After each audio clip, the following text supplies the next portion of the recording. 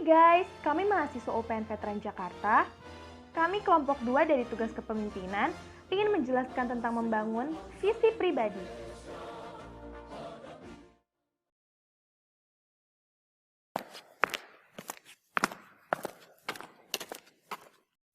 Halo semua, perkenalkan, nama saya Alif Aulia Sulaiman.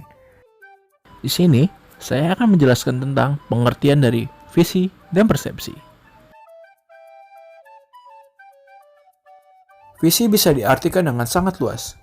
Visi adalah serangkaian kata yang menunjukkan impian, cita-cita, atau nilai inti sebuah organisasi, perusahaan, atau instansi.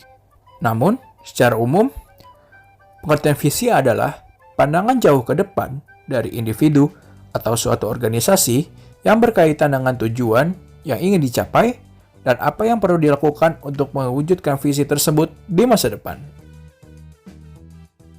Menurut Kamus Besar Bahasa Indonesia, kata persepsi diartikan sebagai tanggapan atau penerimaan langsung dari sesuatu atau serapan.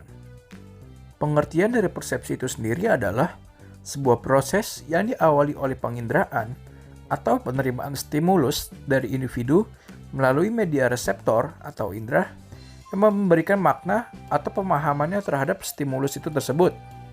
Dengan kata lain, proses yang menyangkut masuknya sebuah pesan dan informasi ke dalam pikiran atau otak manusia.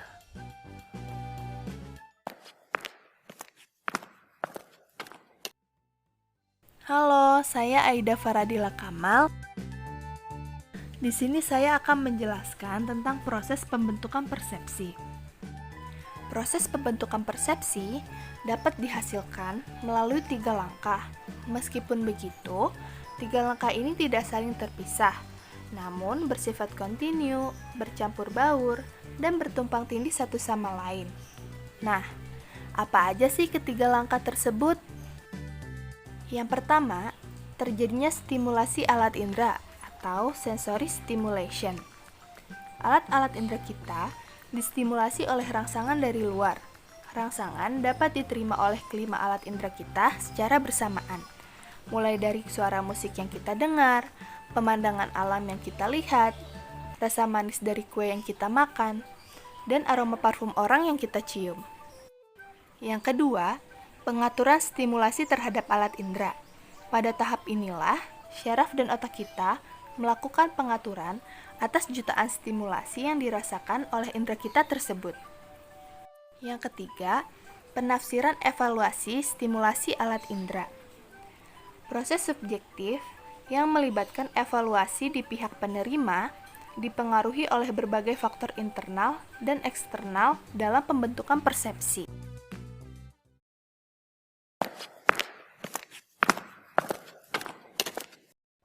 Halo, nama saya Anggia Yuning Tias. Di sini saya akan menjelaskan tentang implementasi persepsi dan visi. Yang selanjutnya yaitu pengimplementasian dari sebuah visi. Nah, visi itu kan adalah sebuah tujuan apa yang ingin kita capai. Di Indonesia sendiri ada sebuah lembaga yang bernama KPK atau Komisi Pemberantasan Korupsi yang sudah pasti visi atau tujuannya itu untuk memberantas korupsi yang ada di Indonesia dan untuk mengurangi tingkat korupsi yang ada di Indonesia. Nah, dari visi tersebut, KPK akan mengaplikasikannya ke dalam kehidupan nyata, yaitu dengan cara menangkap para koruptor-koruptor yang telah mengambil uang rakyat. Dengan adanya hal ini, maka KPK telah berhasil melaksanakan visi yang ia bangun, yaitu untuk mengurangi tingkat korupsi yang ada di Indonesia. Jadi, itu adalah salah satu contoh dari pengimplementasian sebuah visi. Lalu, pengimplementasian dari persepsi. Kita bisa ambil contoh pada saat keadaan kita di kelas. Jadi, pada saat di kelas itu kan ada dosen dan juga ada mahasiswa. Ketika mahasiswa datang dan duduk di kelas, pasti mereka memiliki emosi yang berbeda-beda. Ada yang senang, ada yang sedang sedih, ada yang murung, ada yang cemberut. Nah, dari emosi itu, pasti nanti hasil dari materi yang diterangkan oleh si dosen pasti akan berbeda-beda si mahasiswa itu menangkapnya seperti apa. Ada yang menangkap materi itu, wah materi itu bagus. Terus ada juga yang menangkap, materi ini membosankan. Terus ada juga yang menganggap, materi ini sulit. Nah, Dari situlah itu yang disebut dengan persepsi, yaitu pandangan kita terhadap objek yang kita lihat atau yang kita dengar melalui panca indera.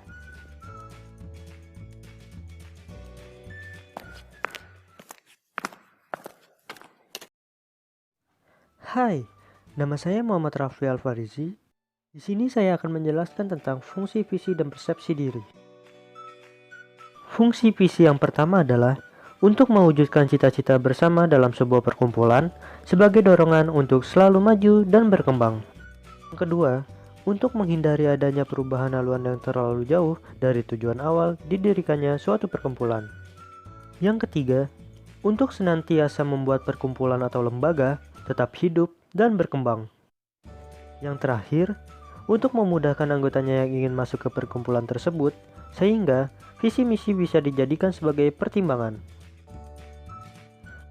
Selanjutnya ada fungsi persepsi diri.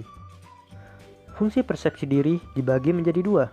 Yang pertama ada lokalisasi, berfungsi untuk menentukan di mana letak objek. Yang kedua ada pengenalan, berfungsi untuk menentukan apa objek tersebut.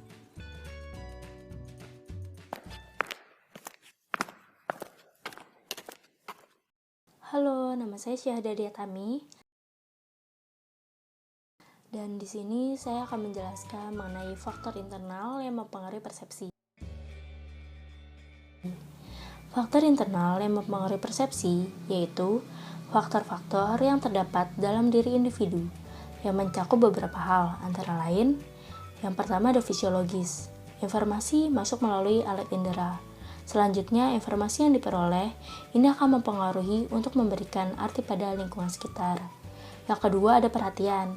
Energi setiap orang berbeda-beda, sehingga perhatian seseorang terhadap objek juga berbeda dan hal ini akan mempengaruhi persepsi. Yang ketiga ada minat. Kecenderungan seseorang untuk memperhatikan tipe tertentu dari stimulus atau dapat dikatakan sebagai minat. Yang keempat ada kebutuhan yang searah. Bagaimana kuatnya seseorang individu mencari objek-objek atau pesan yang dapat memberikan jawaban sesuai dengan dirinya. Yang kelima, ada pengalaman, ingatan, dan suasana hati. Perasaan seseorang pada waktu yang dapat mempengaruhi bagaimana seseorang dalam menerima, bereaksi, dan mengingat. Pengalaman dapat dikatakan tergantung pada ingatan.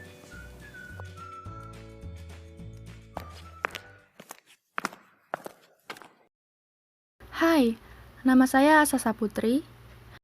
Di sini saya akan menjelaskan mengenai faktor eksternal yang mempengaruhi persepsi. Faktor eksternal merupakan karakteristik dari lingkungan dan objek yang terlibat di dalamnya. Elemen tersebut dapat mengubah sudut pandang seseorang terhadap dunia yang ada di sekitarnya.